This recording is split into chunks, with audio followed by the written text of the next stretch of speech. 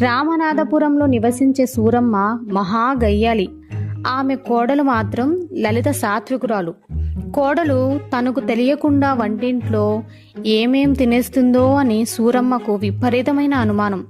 అందుకే మాటి మాటికి వంటింట్లోకొచ్చి కోడలేమైనా తింటుందేమో అని తెగ గమనిస్తూ ఉండేది.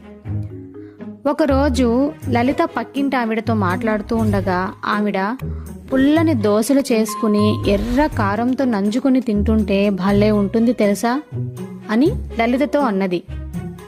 అప్పటినుంచి లలితకు తాను కూడా పుల్లని దోశలు ఎర్ర కారంతో తినాలనే కోరిక కలిగింది.